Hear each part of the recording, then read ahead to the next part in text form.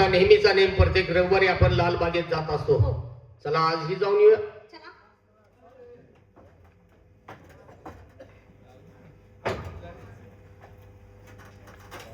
ताई बरेच दिवस झाला आपण या लालबागेत येतोय, पण तुला एक गोष्ट विचारायची राहूनच जाते.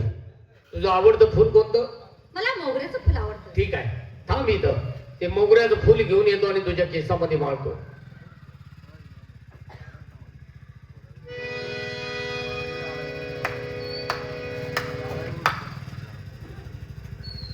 अरे वा वा वा, याला म्हणतात प्रेम. तात्यासाहेब बोला. या दरबारमध्ये असताना तुम्ही लालबागेत कधीच आलेलं मी पाहिलं नाही. आज अचानक या लालबागेत आम्हाला पाहून आपल्याला आश्चर्य वाटलं असेल. का नाही वाटणार?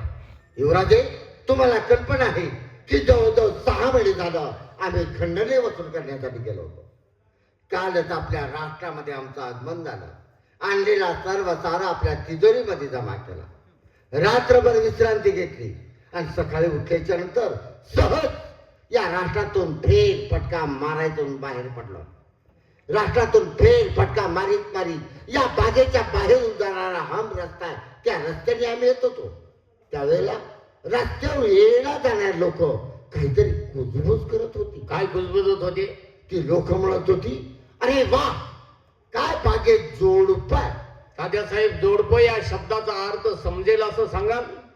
जोडपी ही अनेक प्रकारची आहे. हो. माया लेकराचं जोडपं, मावळ भाच्याचं जोडपं, बहीण भावंडाचं जोडपं, नवरा बायकोचं जोडपं, यापैकी कोणतं जोडपं समजत होती याची कल्पना आहे? नाही. कोणतं जोडपं? ज्याप्रमाणे नवरा बायकोचं जोडपं असतं.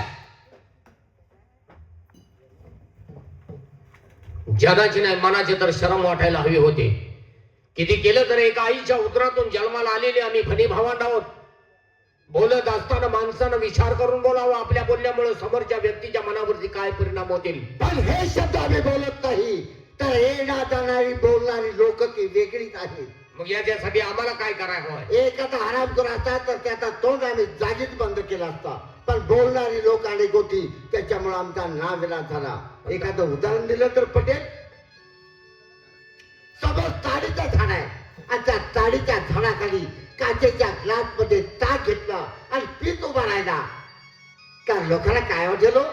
तो ताडी पितोय. त्याला साक्ष ते ताडीचं झाड. बरोबर आहे ना? समजा दारूच्या दुकानात गेला आणि काचेच्या ग्लास मध्ये पाणी घेतलं आणि पीत उभा राहिला, तर लोकांना काय वाटलं? तो दारू पितोय. त्याला साक्ष. ते दारूचं दुकान. बरोबर आहे ना? मग आज तुम्ही जान जवान आहात, आई काढण्याच्या वयामध्ये आहात आणि बागेत असं एकांतात पाहिल्यानंतर कोणाला वाटेल की आपण सख्खी बहीण भावनात. मग यासाठी आम्हाला काय करायला हवं? तुमच्या बहीण भावनाच्या नात्याला कलंक लागू द्यायचा नसेल, जन्मताच्या बापाच्या तोंडाला काळिंबा बसायचा नसेल, तर यातून एकच मार्ग आहे. तो कोणता?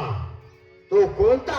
आजपासून तुम्ही दोघांनी एकमेकापासून अलिप्त राहिला पाहिजे. याचं कुणी केलं?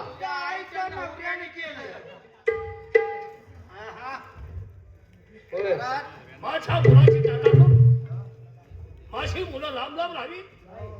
त्याला कारण आहे. काय कारण आहे? तात्यासाहेबांचं एकतर्फी प्रेम म्हणून रमत आहे वरती. काय वर होतं?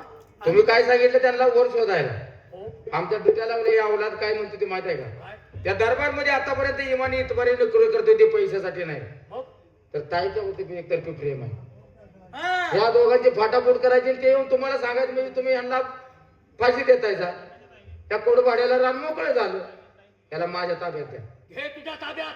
ताईच्या प्रेमासाठी सगळं राष्ट्र जाळत होता. ह्याला एकच काम करेल. काय काम करायचं तर? बाय बघितली की 2 किलोमीटर वरनं गेला पाहिजे. वा, हा, काय करायचं? त्याचं भांडवल कापूया. असली घालण्याची टीका मला गरीबाला का देतोय? अरे पण मला गरीबाला मी काय केलं तुझं? मला का अरे पण कशासाठी मारतोय?